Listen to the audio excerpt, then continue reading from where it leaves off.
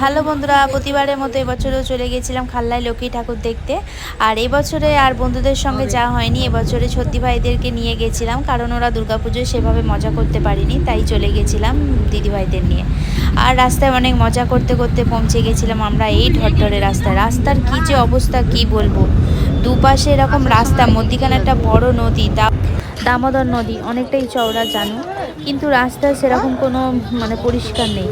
তো যাই হোক, আমরা পৌঁছে গেছিলাম মণ্ডপে। 2 কিলোমিটার দূরে গাড়ি পার্কিং করে হেঁটে হেঁটে আসতে হয়েছিল, কী যে কষ্ট কি বলবো। তো যাই হোক, এত আলো এত রোশনায় বেশ মনটা ভালোই হয়ে গেছিলো। তো আমরা চলে গেছিলাম, প্রথম যে থিমটা ছিল মোবাইল অ্যাডিক্টেড যারা, সবাই আমরা, যারা নয়, তো সেই থিম করা হয়েছিল। থিমটা বেশ সুন্দর ছিল, কিন্তু তবুও কিছু কোশ্চেন ছিল, যাক সেটা আর বললাম না। তো তারপরে খেয়ে নিয়েছিলাম ফুচকা, যেহেতু আমার ফুচকা অতটা ফেভারিট নয়, তবুও খেয়েছিলাম। এদিকে ফুচকাগুলো একটু আলাদা রকমই টেস্ট। তারপর এত রোশনায় আলোকিত গ্রাম দেখতে তো আমার খুবই ভালো লাগে। আর সত্যি বলতে এখানে না সেই দিনকে লোকে ঘিচিঘিচি করছিল, এত লোক কি বলবো। আর তারই মাঝে ছিল এত ডলফিন নিয়ে ঘুরছে সবাই।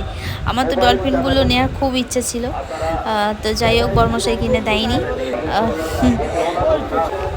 তো তারপর চলে গেছিলাম আর একটা থিমে। এই থিমটাও ছিল খুব সুন্দর, দুর্গাপুজোর মতো বড় বড়ই থিম হয় এখানে। দুর্গা ঠাকুরের মতন বড় বড় ঠাকুরও এখানে হয়। একটা আলাদা রকমই অনুভূতি। শহরের ঠাকুরের দেখা একরকম একটা ব্যাপার থাকে, এখানে ঠাকুরও এক রকমের ব্যাপার। তো লাইন দিয়েই ঠাকুর দেখতে হচ্ছিল, বেশ লম্বা লাইন পড়েছিল প্রত্যেকটা মণ্ডপে। তো যাই হোক, আমরা বেশি সময় ধরে ঠাকুর দেখতে পারিনি, কারণ আমাদের যেতে অনেকটাই রাত হয়ে গেছিলো, তাই কটা ঠাকুর দেখেই চলে এসেছিলাম। তবে প্রত্যেকটা থিমই ছিল অনবদ্য, প্রকাশ করা যাবে না, যারা যারা দেখেছে তারা বুঝতে পারবে কত বড় বড় থিম হয়েছিল। আর প্রত্যেকটা থিমই ছিল খুবই সুন্দর। আমরা ওই হাতে গোনা মোটামুটি 6-7টা হয়তো দেখেছি, কারণ বাড়ি আসতে হবে, অনেকটাই রাত হয়ে যাবে সেই জন্য।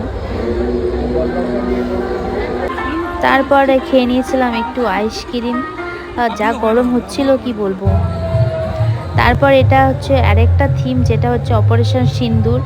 এই থিমটা সন্তোষ মিত্র স্কোয়ারেও হয়েছিল, কিন্তু সেখানে শুধু যে ভিডিওটা ভাইরাল হয়েছিল সেই ভিডিওটা সম্বন্ধেই দেখানো হয়েছিল, কিন্তু এখানে পুরো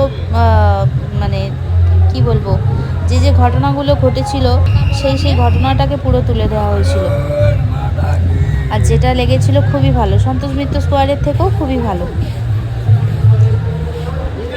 ফটোতে তো আর সেভাবে দেখানো যায় না, হয়তো ভিডিওতে 10% দেখানো যায়, কিন্তু যারা যারা নিজের চোখে দেখেছে তারাই জানবে কতটা সুন্দর হয়েছে। অনেক হাঁটাহাঁটি করতে প্রচণ্ড খিদে পেয়ে গেছিল, ওখানে সেরকম ব্যবস্থা ছিল না, তাই একটা করে সবাই রোলই খেয়েছিলাম। আর হোটেলের জন্য নিয়েছিলাম এই পেঁচাটা আর একটু ফেরার পথে চা। তারপরে এই রাস্তায় ছিল পাপড়ি চাট, যেটা খুবই ফেভারিট।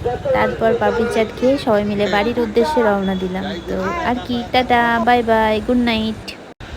নাও এক নজরে মূর্তিগুলো দেখে নেওয়া যাক।